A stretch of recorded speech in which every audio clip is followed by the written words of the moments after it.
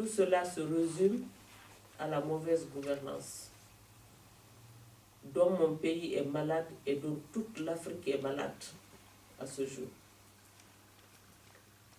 Et c'est ce qui nous a valu tout cela, quand après toute analyse, la souffrance des travailleurs, nous n'avons pas de SMIC, les salaires sont bas, et nous n'avons pas accès aux soins de santé, nous n'avons pas accès à l'éducation et les travailleurs en souffrent avec leur famille.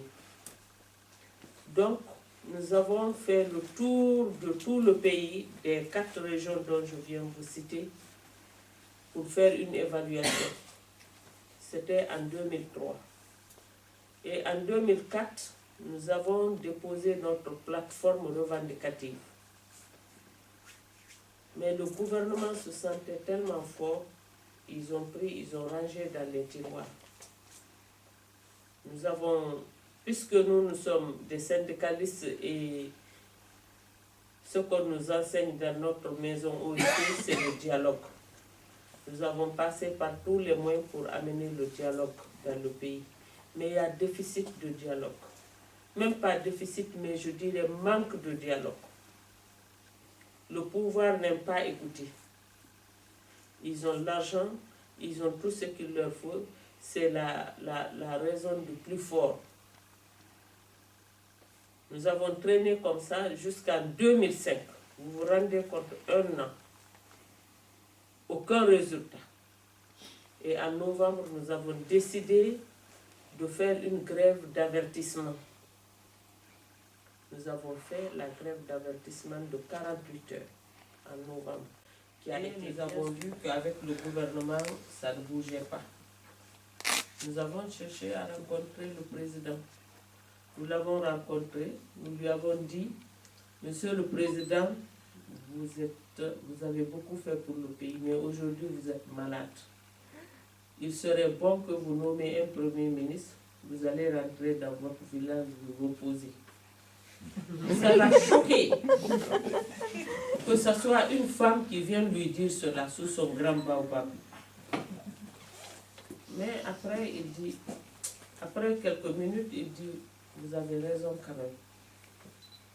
Allez-y me faire des propositions et vous me les ramenez. Ce qu'on a fait. Et on s'est dit que vraiment il est de très bonne foi. Et il nous a ajouté, ne remettez le document à personne.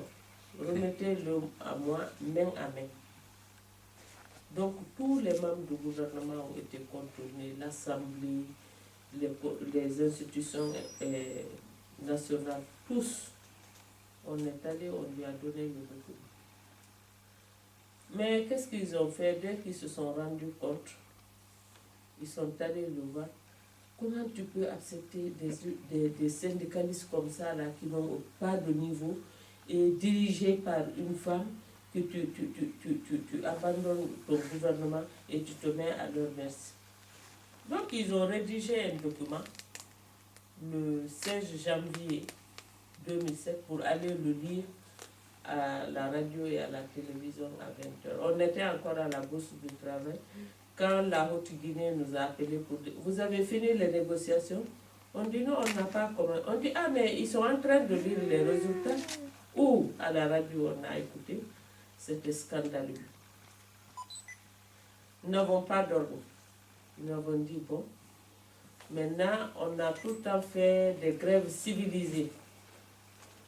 C'est pas comme en France ici où la CFDT ou la CGT, ils peuvent marcher. Parce que chez nous, quand tu organises une descente, il y a la pauvreté, il y a des gens qui vont profiter, ils vont casser des magasins.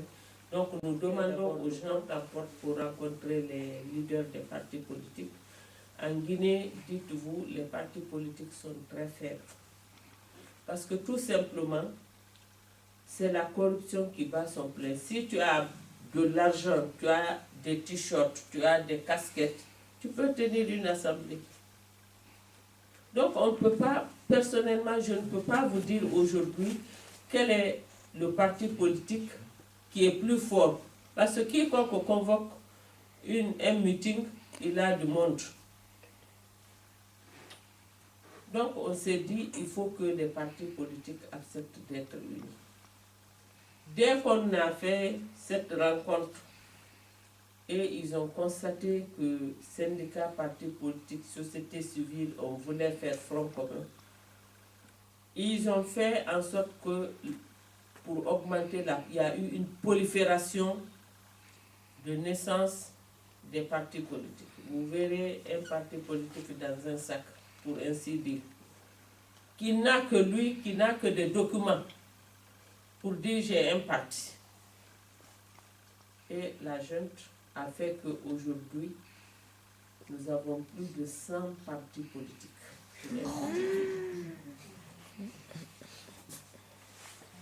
Donc, finalement, il y a eu des infiltrations et les gens ont été divisés. Il y a un groupe qui se dit bloc, je ne sais pas, des forces qui soutiennent la junte, qui disent il faut qu'ils se présentent. Donc, tout de suite, parce que c'est nous les Guinéens qui fabriquons les dictateurs. Ils viennent avec des très bonnes idées, après on le transforme, on le moule à notre façon. Comme si c'est un pays en train de brûler quand les militaires ont débarqué.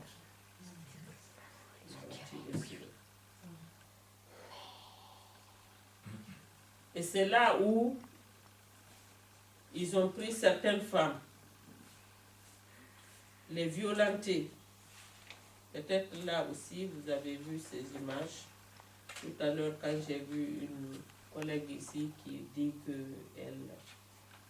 leur association, c'est de défendre les droits de la femme. Donc, les femmes ont été violées. Nous avons évacué certaines femmes. Je vous dis déjà, il y a 9 cas de grossesse qui sont décédés. Donc, avec les collègues syndicalistes, j'ai pris contact avec certains. Il y en a qui se prêtent à nous aider à faire sortir les femmes pour les traiter. Parce qu'elles ont honte d'aller à l'hôpital pour dire « Voici mon état ». Il y en a qui ont perdu la raison. Elles ne raisonnent plus. Très certainement, vous connaissez le jeune directeur adjoint de l'emploi jeune qu'ils ont massacré devant sa famille, à domicile. C'est pourquoi même la crise guinéenne actuelle, j'avoue, ça n'engage que ma personne. Je n'y crois à rien. Sanctions, ceci et cela, je n'y crois pas. Quand ils vont voir que leur intérêt est entre les mains de Davis, ils vont le soutenir.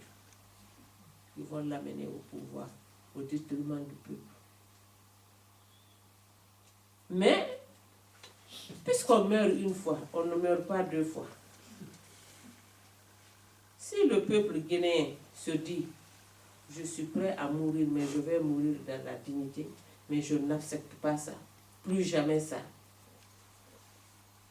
ils pourront faire changer.